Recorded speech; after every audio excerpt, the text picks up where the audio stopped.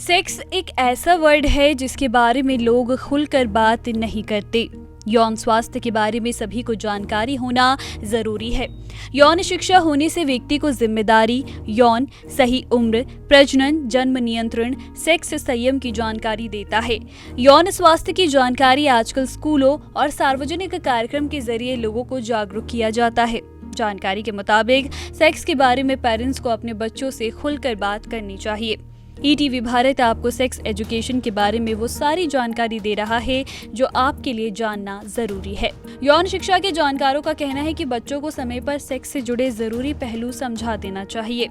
इससे वे किसी भी प्रकार के बहकावे में नहीं आ सकते, ना ही कभी इंटरनेट पर मौजूद अश्लील सामग्री उन्हें भ्रमित कर पाएगी। उमंग किशोर हेल्पलाइन में हर साल हजारों की संख्या में ऐसे बच्चों के इसी मामले में शिकायत आती है।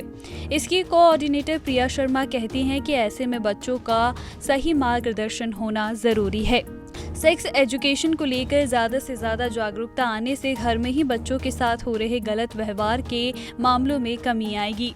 बाल आयोग के सदस्य ब्रजेश चौहान का कहना है कि उनके पास भी कई ऐसे मामले आते हैं जिसमें घर परिवार का व्यक्ति ही बच्चों के साथ अनैतिक कार्य में शामिल होता है। हमारी हेल्पलाइन किशोर किशोरियों 10 से 19 वर्ष के किशोर किशोरियों के मानसिक स्वास्थ्य पर काम करती है। अभी तक लगभग हमें 1,18,073 कॉल आ चुके हैं, जिनमें बच्चे अलग अलग परेशानियां साझा करते हैं। पढ़ाई से संबंधित, भावनात्मक और मानसिक स्ट्रेस से संबंधित बातें वो हमसे साझा करके अपनी परेशानियां हमसे बताते हैं। इसी संदर्भ में हमें हिंसा और यौन उत्पीड़न से जुड़े लगभग 60 कॉल अभी तक आ चुके हैं, जिसमें हमारे परामर्शदाता जो हैं उनकी उस मनः स्थिति और स्थिति को समझते हुए उन्हें आवश्यक जानकारी देते हैं और उनकी परेशानी पर बात करते हैं।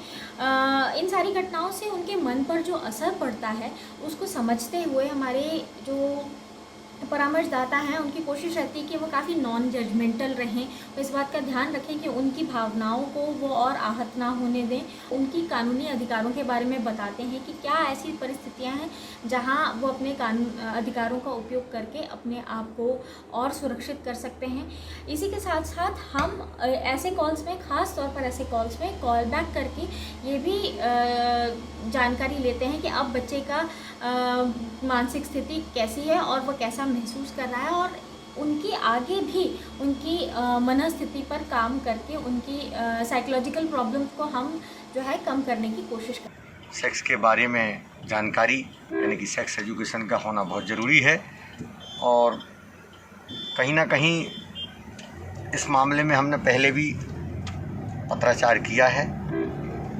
महिला बाल विकास विभाग इस पर अवेयरनेस प्रोग्राम, जागरूकता के कार्यक्रम चलाते रहता है।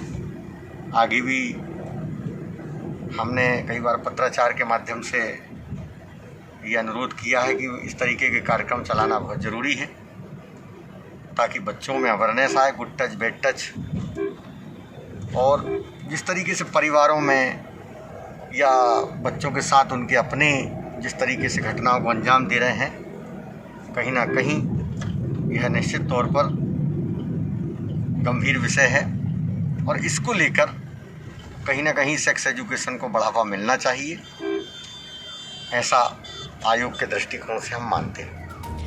महिला बाल विकास के जॉइंट डायरेक्टर विशाल नाडकर्णी का कहना है कि सरकार समय समय पर जागरूकता अभियान चलाती है। शिक्षा विभाग और यूनिसेफ के सहयोग से यह अभियान लगातार चलने की कोशिश रहती है, लेकिन कोरोना के चलते अभी सिर्फ ऑनलाइन ही जानकारी दी जा रही है। जब बच्चे इस विषय को लेकर जागरूकता दिखाने लगें या बार बार आपसे इसे लेकर सवाल पूछने लगें, तब समझ जाएं कि अब आप अपने बच्चों से इस बारे में जानकारी शेयर कर सकते हैं। आप इसकी शुरुआत शारीरिक अंगों को उनके सही नामों से पुकार कर सकते हैं। अनेक बार ये सुनने में आता है कि कई छोटे बच्चे शोषण का शिकार हो जाते हैं, और यह शोषण उन्हीं के आसपास के परिवेश के कुछ लोग करते हैं। इसके लिए अत्यंत आवश्यक है कि बच्चों को यह जानकारी हो कि शोषण क्या होता है, सुरक्षित स्पर्श क्या होता है, कौन सा ऐसा टच है जो असुरक्षित होता है। इसके लिए हाल ही में महिला एवं बाल विकास विभाग ने स्कूल शिक्षा विभाग के सहयोग से, यूनिसेफ के सहयोग से प्रदेश के समस्त शासकीय और अशासकीय शिक्षकों को इसके बारे में जागरूक किया है। उन्हें बताया गया है कि किस प्रकार से बच्चों को यह समझाया जाए कि कौन सा स्पर्श सुरक्षित है और कौन सा स्पर्श असुरक्षित है। मध्य प्रदेश शासन के निर्देशों के अनुरूप पॉक्सो एक्ट का प्रचार प्रसार करने और बच्चों में इस बात की जागरूकता पैदा करने के लिए कि बाल यौन शोषण क्या होता है और इससे बचने के लिए उन्हें क्या करना चाहिए, इसके बारे में महिला एवं बाल विकास विभाग, स्कूल शिक्षा विभाग और तमाम जो शासकीय विभाग हैं इस दिशा में विशिष्ट प्रयास कर रहे हैं। बच्चों को ये भी बताना चाहिए कि किस प्रकार की समस्या होने पर माता पिता और डॉक्टर्स ही उनके निजी अंगों को छू सकते हैं। इसके अलावा किसी अन्य को इसकी इजाज़त नहीं है। हम आपको बताने जा रहे हैं कि बैड टच और गुड टच क्या होता है। जब कोई आपको इस तरह से टच करे, आपको उससे बुरा लग रहा है या आप असहज महसूस कर रहे हैं तो ये बैड टच होता है।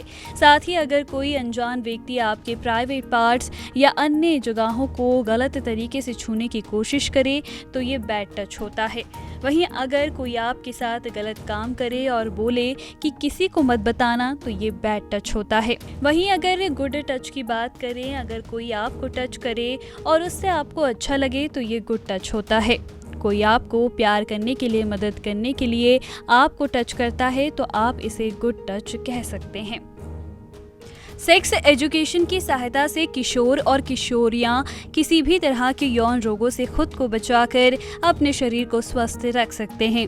कई बार ऐसा देखा जाता है कि बच्चों को यौन शिक्षा ना मिल पाने की वजह से कुछ लोग उन्हें भ्रमित करने का काम करते हैं और उनका फायदा उठा लेते हैं। अगर बच्चों को उम्र के हिसाब से समय पर यौन शिक्षा दी जाए तो वे खुद की सुरक्षा आसानी से कर पाएंगे। ETV भारत, मध्य प्रदेश।